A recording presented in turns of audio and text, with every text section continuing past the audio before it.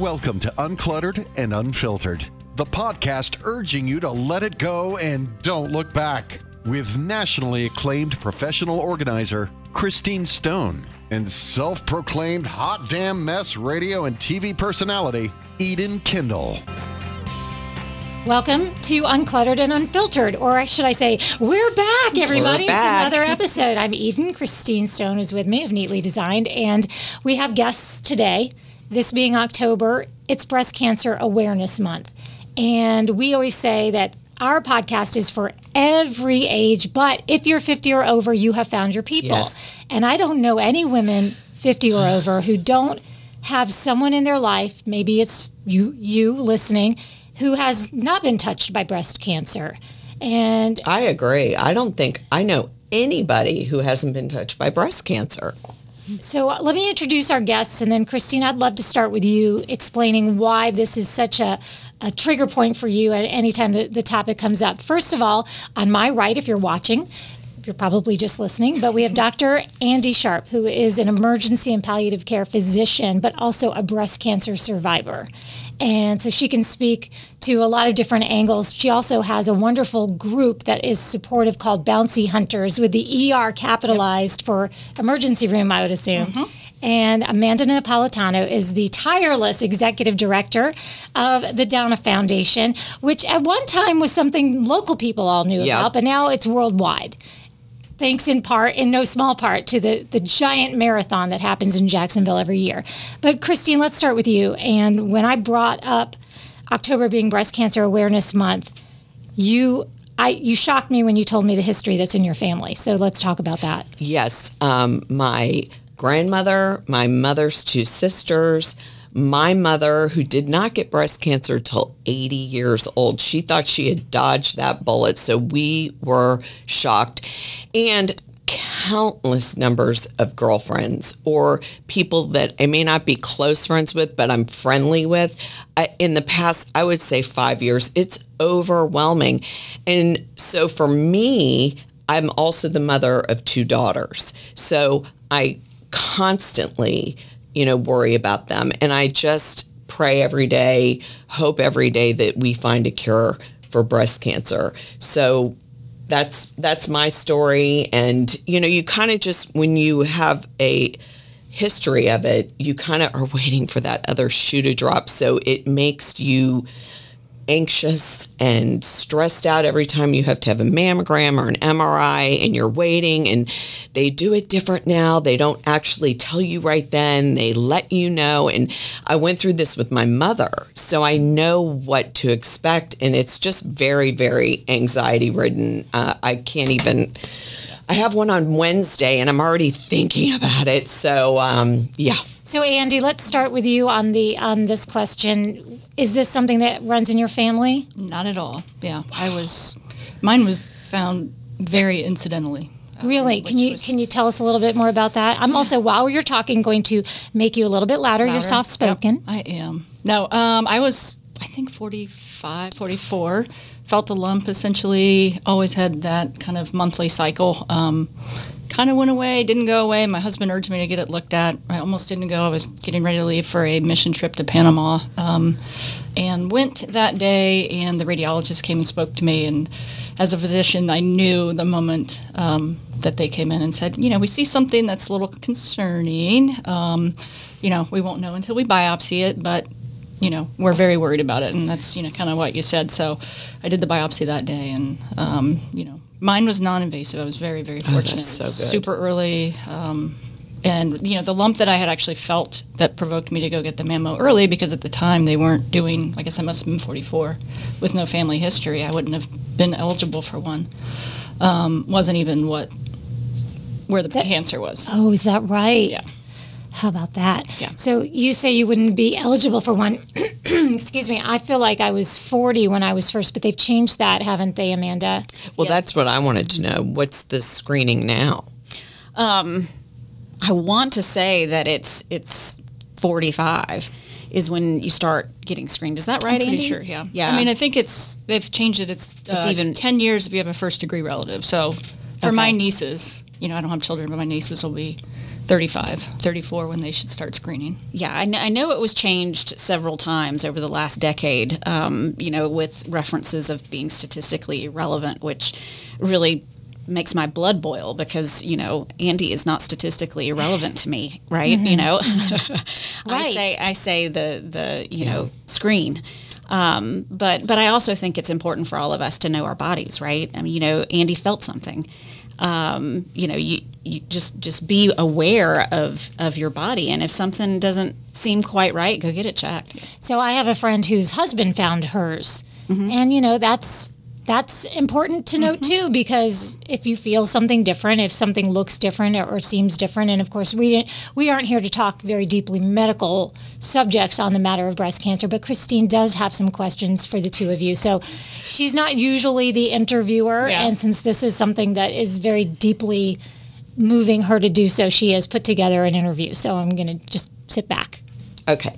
Well, so genetics versus environmental, because we thought my mother's was genetically because of her mother and her sisters, but it turned out it wasn't a genetic type. They think it was more an environmental type of breast cancer. Is that something important to know? And is there different treatments for every different type of breast cancer that there is? Second answer, yes. Multiple different treatments for many different types of breast cancer, which we could talk about for hours. Depends on your positivity of your markers. They have different treatments and targeted therapies. So that's the shortest answer I could give to that. Risk factors obviously play a huge part. BRCA is the one we hear about. That's the one, if you're positive or a family relative positive, I think the chances of you being positive in your future is close to 70%. So a lot of women favor, if they're BRCA positive, going forward with mastectomy preventatively. Well, and also, that's another question. If you do have a history like that, or, your grandmother, your mother, and it just goes down the line, is that really an option, just to say, I just want to have a double mastectomy and be done with that? Or could cancer come back in other areas, even when you don't have any breast, meaning under your arms or that type of thing? Yes. So there are women that just move forward with that. I actually have a friend that had, she just had the Scanxiety, which we call that what you're talking about. Oh my God. Scanxiety. That is me. Yeah. That is totally me. And she, continually was chasing an abnormal mammo, whether it was with biopsy or another test, and she just decided to move forward with the mastectomy. Okay. But even with mastectomy, you can still get breast cancer afterwards. And, studies show, at least when I was researching it for me personally, a lot of times it's caught later because there's not as much breast tissue. So those later, after mastectomy, sometimes those later diagnoses are actually even more advanced than when you have breast tissue. Really? Sounds like there's so much to consider, and being in an environment that's going to give you all of those resources is so vitally important. Can I jump in really quick with a question too for Amanda? Amanda, you often are in a position where you and the DONNA Foundation and all of your resources, you're meeting these women right away. I mean, the fear has to be through the roof, I would assume. What do you find is comforting to tell them? Is there anything specific that is kind of like in your wheel, just in in your toolbox? Yeah, so, at the DONNA Foundation, a couple of things that we focus on, one of which is the financial side of a breast cancer diagnosis. So typically when we are engaged with a breast cancer patient and his or her family, we're helping them step through the financial implication, which for many is talk about stress, right? You're dealing with a cancer diagnosis, and you're also dealing with the fact that I'm going to have to think about, how I continue to put food on the table, or continue to keep the lights on, or continue to pay my rent payment and get treatment. And what we know is that when you're faced with those decisions, you will adjust your treatment accordingly. Because if you cannot afford to feed your family and go get treatment, you're going to adjust that treatment. You're going to ask yourself questions like, well, maybe I'll skip one, or maybe I'll take half of this medication. This is right. Wow. Yeah. So the DONNA Foundation steps in and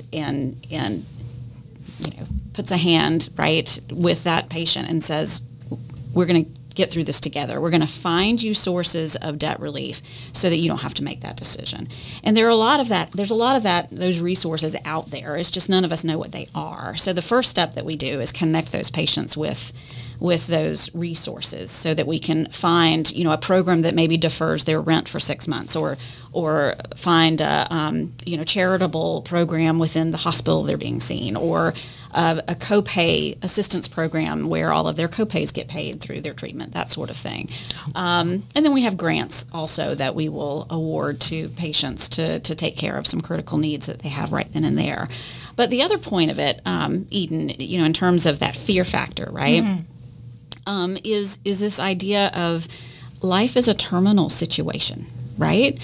All of us have to wake up every day and make a decision. Am I going to face today with fear, or am I going to face today knowing that I have people that love me, that I love others, that the world is actually a wonderful place, and make that decision to move forward in positivity and light. And so, when we have these events like the marathon in February, it's really all about getting that message across of choose love over fear. I love that. Right? Mm-hmm. And you both have articles of clothing and hats, love over fear, love over fear. I love that. Yeah. Yeah. It's inspiring. It truly is. Yeah. It truly is. And I think that those events, by the way, give people, at least in my experience, I have a very close friend who was able to finish the half marathon when she was still in the middle of her treatments. And I think that gives them something, I hate to say, something to look forward to, because there's plenty in life to look forward to. But it's kind of nice to have that event where, everybody there is on, it's like they're your personal cheer team. Mm-hmm. Yeah, even if they're walking, I see, because I live on the route, you see just such people banding together. Even if they can't run, they're out there walking and wearing the garb and the funny outfits, and it just is heartwarming. Really, honestly, it is. Well, everything feels better when you're together. Right. Yes. And when you have everyone around you and supporting you. And I've always called a marathon just a 26.2 mile standing ovation. It's probably why I like them so much. I really love applause. It's one of my things. Positive reinforcement and words of affirmation are my thing. So if somebody applauds for me, I'm like, oh my God. Oh, you shouldn't have, but keep going. So I think that's a big part of it. But the other side of it too is this concept of if we move our bodies, we feel better. Yeah. If we move our bodies, we make ourselves less susceptible to diseases like breast cancer. And we've always known that, right? There's been study after study after study that the more you move your body, the healthier you are. What I love most recently is that we're seeing a lot of studies specific to breast cancer patients, specific to cancer patients overall, that if you can continue that exercise, it helps with the nausea, it helps you get through the treatments better, it makes you stronger, and your outcome is more positive to the tune of like 50%. So I love it that your friend was able to come out in treatment and participate in the half marathon. Now, obviously, you need to check with your physicians and you need to be smart about it. But there's no reason why you can't continue to stay active and healthy even through treatment. Yeah. I don't want to keep interrupting your questions, Chris. So what else? I'm going to ask the question that every woman doesn't want to sound, ungrateful, but women and chemo and hair. And the reason why I'm asking this is because I hear more women who can afford the cold cap and they don't lose their hair, how much just confidence and how they felt so much better. And if you say, well, I just don't want to lose my hair, you seem vain. Well, the alternative is work, blah, blah, blah. And so I'm coming from a place, I'm a hair person. Everyone knows that about me. So if you can't afford the cold cap, or, are there forms of chemo where you don't lose your hair? That's the question. And I had a friend who literally is now going through the radiation part, already did the chemo and did the cold cap and didn't lose her hair. And literally, if you looked at her, you would never know she was going through cancer treatment ever. And it helped her. It kept her, because she was so worried about losing her hair. And I think most women versus, men really care about keeping their hair because it's their being feminine and feeling good about themselves. Yeah, I mean, certainly. I don't know enough about the cold cap. I mean, I know it can prevent it. I don't know that insurance covers it. No, it didn't cover it. No. You know, it's a select, very fortunate few that can get that. But, you know, in uncluttered and unfiltered, and we're, 50-year-olds, I feel like Sex and the City, those moments with, was it Samantha? Samantha. Mm-hmm. Yeah, when she shaved, I just feel like that really changed the way women embrace being beautiful in cancer, and in that moment and in that journey in your, And I have to ask you though, is it like you get that? I know you, in your experience with your friend, it really bothered her, but doesn't what you think at that moment change completely once you're facing like life or death decisions? I would think, I guess you don't know. I don't know. I don't think you think you're dying. You know what I mean? You have an illness. You're going to get through it. You're going to survive it. You have to think that way. I think you have to think that way. Or else, to me, you just don't have the will. You have to have the will, the spirit to know it's going to be okay. Well, and I think everyone's treatment is different because of the type of situation that they're dealing with, right? I mean, there certainly are a lot of women who are not faced with losing their hair with their treatment, right? And I think that the more that we learn about breast cancer and cancer altogether, and the more that we get into some of this exciting work that's being done in immunology and other approaches, that we don't have just the one single atomic bomb on the anthill approach to getting rid of cancer. Atomic bomb on the anthill approach. Right. Love it. Scanxiety. We're getting some lingo here, you guys. But I hear you. I'm the same way. Please keep the hair in the head. But I think that we're stronger than we think we are. Mm-hmm. And when you're faced with what you need to face in order to get on the other side of a protocol that your doctor is encouraging you to do, you have to. What, Andi, let me ask you this, and Amanda, you can also answer this because of how many women that you've had close relationships with and have been by their side throughout. What is something a friend should not do right after a diagnosis, and maybe even months into the treatment? Because I imagine that with like everything else, people come out of the woodwork with their good intentions and then they fizzle out a little bit, or they think somebody closer than they are to you is going to be there, or they don't want to maybe push any buttons. Right. So what's the ideal, and it's different for everyone, I realize, what's the ideal as far as what a friend can do in that situation? I mean, I think ask and allow, right? Ask what they need. If it's someone that you're not that close with, but, what can I do? Or not even what can I do? Hey, I'm going to bring you dinner. Mm-hmm. Is there anything that you don't want me to bring her out? Kind of asking, but doing. And maybe not making it up to them to pick what you can do for them? In a sense, yeah. And then I think, if it's someone you're really close with, I think just allowing them to have their moments and their space and know what they need during their therapy, during their treatments. Because it is, like Amanda said, it's so vastly different for everybody, what everyone's going to face. Just certain chemotherapies are more toxic to the body. Some of them are targeted more towards the actual tumor and the cancer. Some people, I didn't have to have traditional cytotoxic chemotherapy. I had radiation and surgery. So, there's just so many treatment protocols. And I think that's just, kind of being present and in the moment with that person. And if you know them well, you know when to push and when not to push. Hands down, what I get from many patients is, try to avoid the look.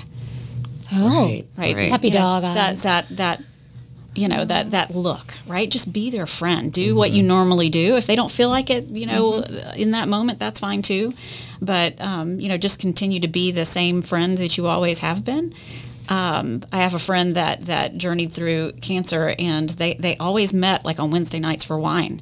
And they continued to do that, and she said that that was hands down what was routine. What was so important to me was keeping that date. Well, I know with Nancy, who is the friend I brought up earlier, and I know you guys both know her. And by the way, she is a hairstylist, and immediately before chemo started, went on Amazon and got some great wigs of different colors, because she said, if I'm ever going to have an opportunity to rock a pink or purple wig. This is it. Gave them names. Yeah. Minka was my favorite. Was that the purple bob? Yes. Yeah, Minka was great. Minka was great. And so, but she's big on the F word. She likes to drop a good bomb. And so we made sure to maintain that throughout all the texts. How's that in cancer today? Like, how is your ED chemo today? Like, we made a point to keep on that level. I mean, and it's not easy because you do want to just wrap your arms around someone, and she didn't want that. Yeah. Maybe in moments she did, but not from everybody, and certainly not from anybody who was 2 or 3 people removed from the scenario. Yeah. So they'll choose their vulnerabilities. Yeah. And then also at the Donna, and Andi helped us with this, she wanted, she didn't want big shirts or whatever. That was just her. So we had a little rabbit that we added to the Bouncy Hunter shirts. And that was just our way of saying, like, because she's a rabbit. We call her the rabbit. Just a little rabbit, and that's it. So you just, I guess, have to really determine. Now, on that note, let's talk about Bouncy Hunters. Yeah. Tell me a little bit about, when they write everything, if it's an A, it's an 8. Why is that? What's the number 8? What's the significance? So the significance is, and kind of what Chris alluded to, is 1 in 8 women are going to be challenged with a breast cancer diagnosis. So that's kind of where we started, or I started with my 8, realizing 8 is this number. And Bouncy Hunters is a very, 5-year, 6-year group that's just evolved and grown because, as you guys have said, and as we all know, at some point someone's friend is going to be affected. And I'm going to interrupt real quick. Do they know why? Is it, you hear this all the time, well, they just didn't know back then. Everybody still had it, but they didn't know back, they didn't have the testing or whatever. Do they know why it is so prevalent that you really will know 1 in 8 people that will get breast cancer? Scientifically, I don't know if the trajectory of the course of it has changed, but certainly our testing's gotten better. Right. We're testing earlier. We're testing our testing strategies are more broad now. So I think that's some component of it, but I still think if we were doing this back 20 years ago, having the test strategies we currently have, it would probably still be around this. Okay. Yeah, because that's on the rumor mill of it wasn't like that back then, but really we didn't have the testing that we have now. Well, we didn't talk about it either. And we didn't talk about it. It's like the St. Elmo's Fire movie was cancer. Right. Yes. You didn't have to talk about it. Who was there was the first lady who Betty Ford. It was Betty Ford. I think it was. She was her name just escaped my brain, but she was one of the first people in the public eye to talk openly about her breast cancer, and that was, thank you for doing that, because it made it a conversation that women began to be okay talking about. I remember the first time watching, I want to say it was network TV, and they showed an actual breast self-exam, and I couldn't believe it. And it was on, I don't know, Good Morning America or one of these shows, which, by the way, Katie Couric is the latest to have announced her diagnosis. So I just couldn't believe it. I couldn't get over it. And this is back in the 70s, I want to say. And then the next thing you know, there are things that you can keep in your shower to remind you of the correct way to do a self-exam. And there's just, so thank goodness. Truly, thank goodness. But it's just important, more than anything else, that we talk about it and that people feel like they can talk about it. Getting those mammograms. Well, even self-exams, right? Yeah. Before you're 50, before you're 45, and once you have breasts, you should be, we see, obviously I'm skewed with my job, what I see, but, see people in their 20s and 30s, and it's not uncommon for 30 and 40-year-olds now to get diagnoses of breast cancer. And the beauty of it is we're catching it earlier by having these protocols in place. Andi, I keep going back to what you said, because you said the radiologist looked at you, and because you're a physician, you could read the tone, the expression, and I always try to read that. I'm always trying to noodle it out, because I've had to go through the biopsy, the ultrasound, and then the biopsy. I have the little titanium marker. Me too. Me too. Yeah, I think we all do. Where they just to remind them the next time that was something they've already had a chance to look at. that darn dense breast Yeah, tissue. that's me. That was on my list too, dense breast, by the way. Yes, because every time I go, they say that, oh, you have dense breasts. I'm like, is that a bad thing? I don't like, you know what I mean? Annoying. It's just something that, another thing you have to take into consideration.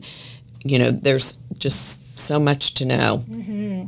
What is there a big push towards the 3D mammograms now? Do you know? Is that preferable? I know that when I had mine, they said, oh, that we have less false positives with it. And then don't you know, I had a false positive, which of course I instantly did the math and said, well, if there are less false positives, this must be a real positive. And you go through the whole, I love the word Scanxiety. I just love that word because I bet it prevents people from getting the testing they should be getting on a regular basis because they're too afraid. And I think, that's part of the reason why you've seen some of the guidelines change, right? The false positives, because, the medical community is weighing that stress over statistically relevant. And I'm just one to, I'd rather know. I know it's uncomfortable and it's stressful, but I would rather know.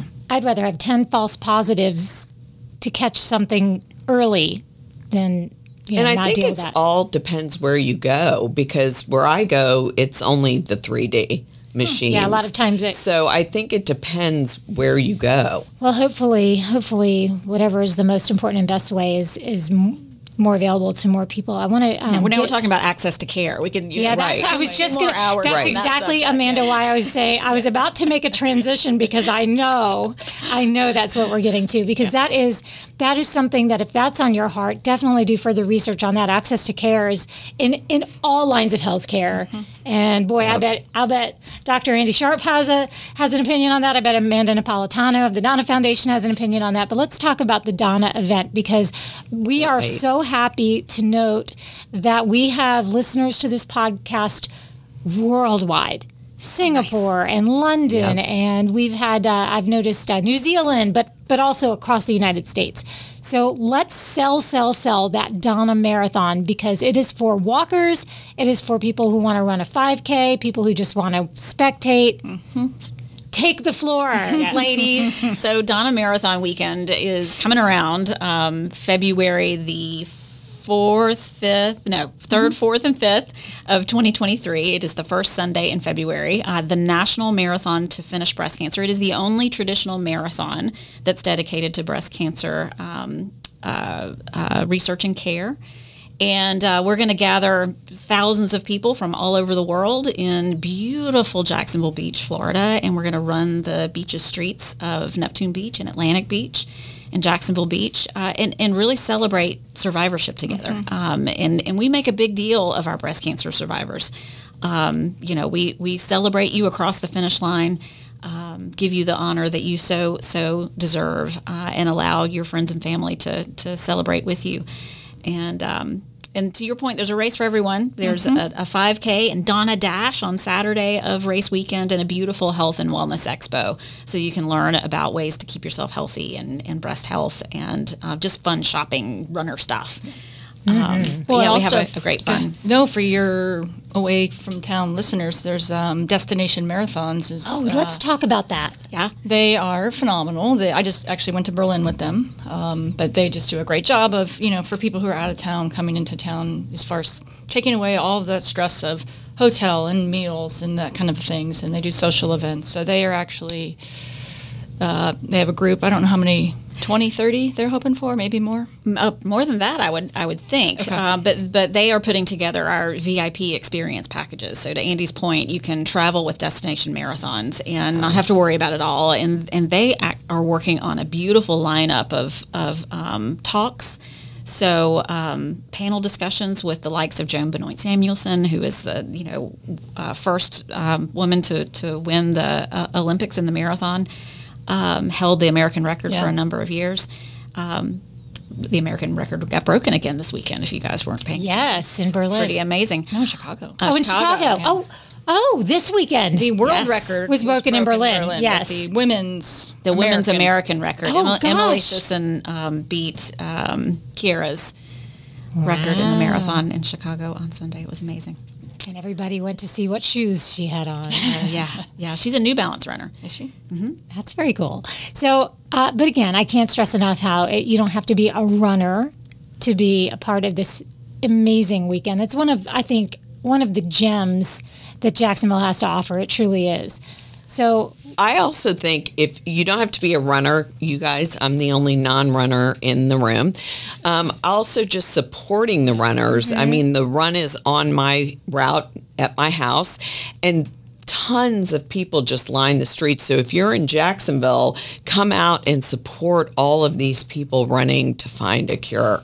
It's amazing. Thinking about it's amazing. What was it like for you, Andi, the first time after your diagnosis, after your treatments, to go back out and be a part of this from a different perspective? I mean, it was overwhelming. I mean, it always is. Each finish line is overwhelming, especially there. Just kind of all just comes together.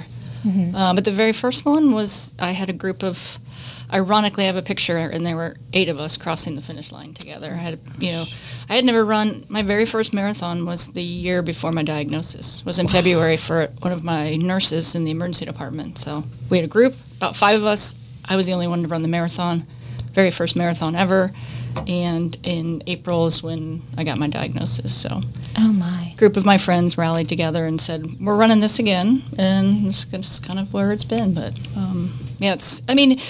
spectator, my family has come up, non-runner family, my mom, my nieces, and we walked the 5K together just to support and honor everyone out there. 1 in 8 women, survivorship, someone who maybe can't run, but you can walk with them. I mean, there's just so many ways to support the event and support breast cancer. Yeah, and women. that weekend becomes a total celebration. So it's so much fun because everybody just gathers together and celebrates. I really enjoy that weekend. And at the end of the weekend, Amanda celebrates because she made it through, because this is all her baby. Well, lots and lots of help. But I get asked all the time if I'm going, because as a runner, right, you're going to be out there running, and no, I'm going to be out there putting out fires with a straw and a squirt gun. So congratulations, though, for you all creating just an event that has brought the world together in a way that, the way that we can talk now about breast cancer the way that, we should have always been able to, obviously, but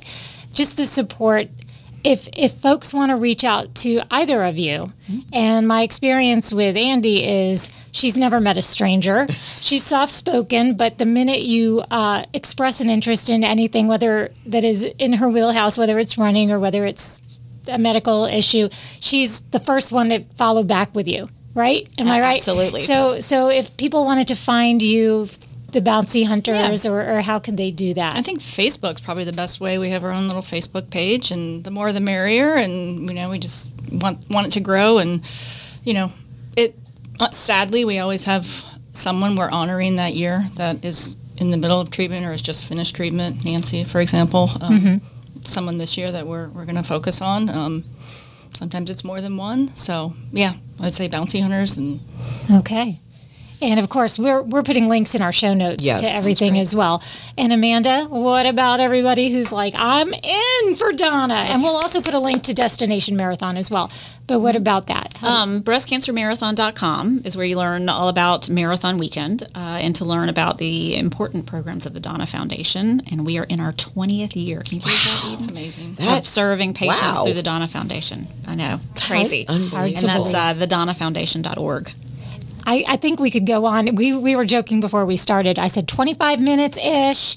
And Amanda said, we could probably talk for an hour. Well, we have now officially broken our own record for longest podcast edition at 33 minutes. It's such an important topic, though. It's so important for everybody to get your mammograms and do self-breast examination. That's where it starts. Yep. That is where it starts. Again, we could continue to go on. A little bit of self-promotion for Uncluttered and Unfiltered. As I mentioned at the start of the show, every age is welcome. If you're 50 and over, we like to say you have found your people. You could. This is not a promotion for Neatly Designed or for Christine in particular, but I was thinking about how somebody who is going through treatment could benefit if you wanted to find an organizer and send them over to maybe say, hey, can we come over and, organize your kitchen, or can we do couple loads of laundry for the day. You know, these are the kind of things. So, but that was just a thought that just came to me. But anyway, reach out to us on Instagram, Facebook. We have a Facebook group. And all the things are in the show notes. So until then, thank you for joining us, ladies. Thank you so much for spending the time with us. And thank you. Thanks for having us. Our hope for you is that you are able to let it go. And don't look back.